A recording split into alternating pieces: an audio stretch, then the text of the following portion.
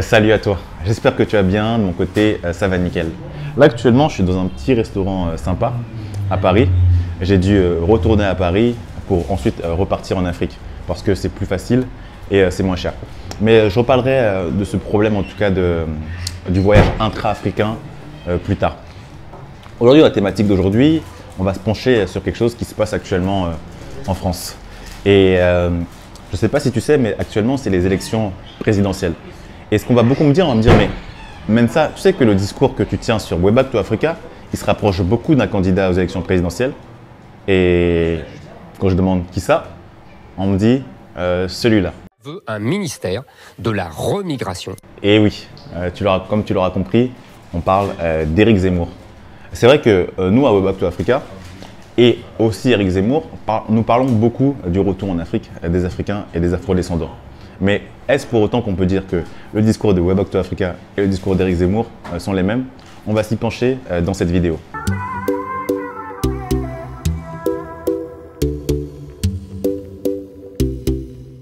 D'ailleurs, si tu ne me connais pas encore, c'est Mensa Amega, créateur de la chaîne Way Back to Africa, dont la thématique principale est le retour en Afrique des Africains et des Afro-descendants. Cette thématique en particulier t'intéresse, et si l'Afrique en général t'intéresse, alors tu es au bon endroit. Je vais t'inviter à aimer la vidéo, à t'abonner à la chaîne et activer la cloche afin de ne rien manquer des prochains contenus qui sortiront dessus.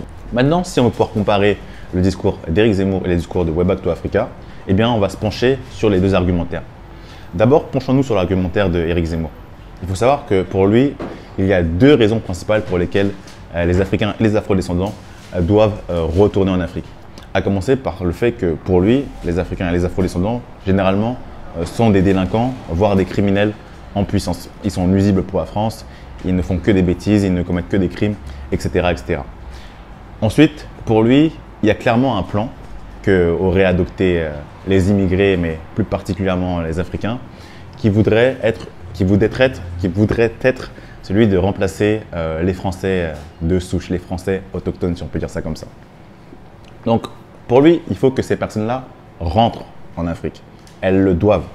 Tandis que maintenant, si on se penche du côté du discours de Way Back to Africa, premièrement, nous, on ne pense pas du tout que les Africains et les Afro-descendants sont des criminels, des délinquants en puissance. Au contraire, on pense que dans cette diaspora africaine, il y a des gens qui sont très talentueux et qui, de par leurs différents talents, peuvent contribuer fortement au développement du continent africain et des Africains sur place.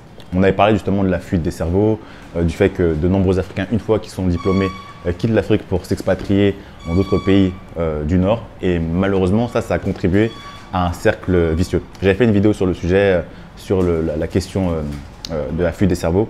Je t'invite à la regarder. Ensuite, pour nous, concernant la théorie aussi du grand remplacement, bon, moi j'ai vécu plus d'une vingtaine d'années en France. J'ai jamais vu aucune personne, en tout cas, soit africaine, soit d'origine africaine, avoir ce plan en tête et vouloir remplacer la population française. Donc, ça me semble plutôt être des fabulations. Mais bon, passons. Si on regarde juste au niveau des chiffres, les Africains et les Afro-descendants en France représentent à peu près 10% de la population. Est-ce qu'on peut dire qu'il y a un grand remplacement de la population française, de la population autochtone? Bon, chacun son point de vue. Mais la vraie différence qui va se faire entre le discours de Zemmour et le nôtre, il faut savoir que c'est le fait que nous, on ne dit pas que les Africains et les Afro-descendants doivent rentrer en Afrique, mais on dit qu'ils le peuvent. Parce que justement, comme ce sont des talents, ce sont des gens qui ont certaines compétences, parce qu'ils ont connu certaines expériences dans le monde, ils ont des doubles cultures, même parfois des triples cultures, ben à ce moment-là, on se dit qu'ils peuvent contribuer.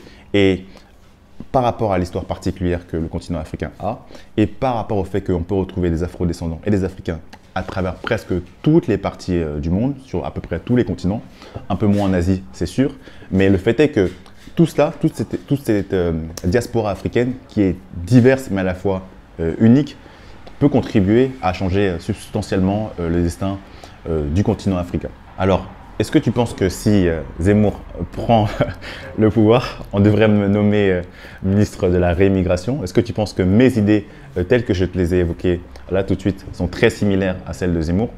Fais-le moi savoir dans les commentaires, qu'est-ce que tu en penses? Est-ce que tu penses que Way Back to Africa, c'est pareil que le discours de Zemmour? C'est pareil que l'idéologie reconquête?